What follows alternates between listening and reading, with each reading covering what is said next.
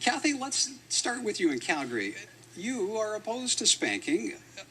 You would, though, would like to see the law changed, would you not? I would. And I think we have to recognize that, when we know about child development, and we know a lot more now than we ever did before, we know that at birth their brains are only 23% developed. They have no self-regulation. And self-regulation is something that we learn throughout our life, and we learn it from our environment. It seems to me that because we do have lots of other tools that we can use, why would we use spanking that actually does not teach self-regulation? Dave, would you disagree with that stand? Well, I would agree with a great deal of that. The role of brain development as children, epigenetics of their environment as they mature is an important factor. However, appropriate discipline can be, and corporal punishment is one way, one other tool that many parents will use and should have in their toolbox. Doesn't mean they're going to use it all the time, nor should they. However, it's one tool that is available to them. So, Dave, you like the law as it stands right now, the way criminal code recognizes corporal punishment? The Supreme Court of Canada looked at Section 43 of the Criminal Code, the spanking laws, it's known, and reviewed it in 2004, I believe it was, and said, no, it should stay the way it is. And I do concur with that. I believe that it's an appropriate way of doing things.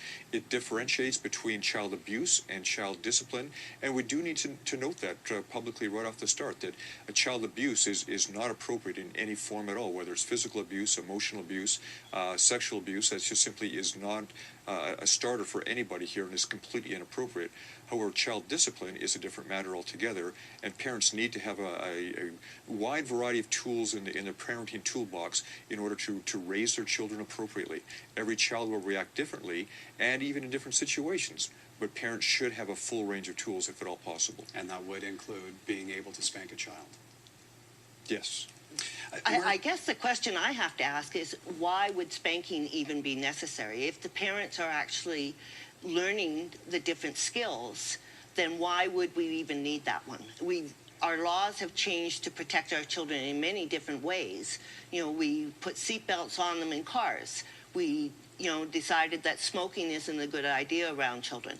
And if we look at ourselves as parents, our job is to keep them safe, mind, body, and spirit. And I cannot see how, when we spank a child, we're keeping them their spirits safe. This is a good juncture to bring Mark Ammon in. Mark, Dave referenced the 2004 Supreme Court decision that upheld a parent's right to spank. Yes. As the law stands right now, what is legal, what is not, for those parents who maybe do not know and might be surprised to know? And the Supreme Court in 2004 did add a lot of clarification here, because the section in the criminal code is fairly general. It refers to physical force so long as it is reasonable in the circumstances, which isn't really a good standard. So the Supreme Court's decision elaborates on this and provides some concrete guidance in relation to what is reasonable. So, for example, when they're talking about reasonable uses of force, it's inevitably an open hand, and it is applied in a corrective manner with no more force than is necessary for the purpose of correction. Things that are expressly not going to be falling under that section, according to the court, would be things like striking with an implement, like a belt or a stick or a ruler, striking a child's head, or using more force than is necessary, or applying corporal punishment in a manner that would be degrading or humiliating, a way that would add sort of psychiatric negative things in addition to the physical punishment, humiliating, embarrassing the child with that type of thing. Those fall on the line of not covered by Section 43. So those would not be acceptable uses of corporal punishment in Canada. Cathie, does that not draw enough of a line for you? I don't think so, because when you look at spanking, it's often, as parents, do we step back? Our child's done something we don't like. Are we stepping back and saying, oh, okay, I need to discipline this child, so I am going to spank them once? No. We usually respond from an emotional point of view, and so it's very easy to get, if we're not getting the response we think the child should show, it's very easy to keep going. And, children are very quick at, depending on their personalities, is their normal reaction fight, flight, or submit? And for spanking, if the child doesn't submit, it's very easy for that emotional response in the parent where they keep going. And so we're asking for self-regulation and yet parents are not always that good at self-regulation themselves. So do you think parents are acting irrationally then? I think it's easy to step out of that line. I don't say that all parents are, but when I'm emotionally charged, it's very hard to have a real easy give and take conversation. And so I think when we're dealing with children, children bring out a very deep emotion in us. And so it's hard to find that line. So do you equate emotion with abuse then? I think it can, yes.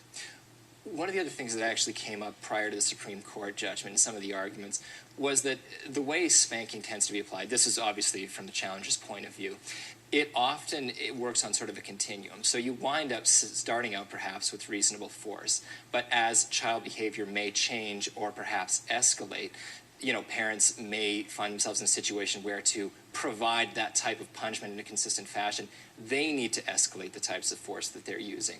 So one concern that was raised by the challengers in that case were that even if you start out applying it in a reasonable fashion, there's the potential to slip into unreasonable uses of force, basically because of the nature of the way that type of corporal punishment is going to be applied. Dave, let's ask you about this.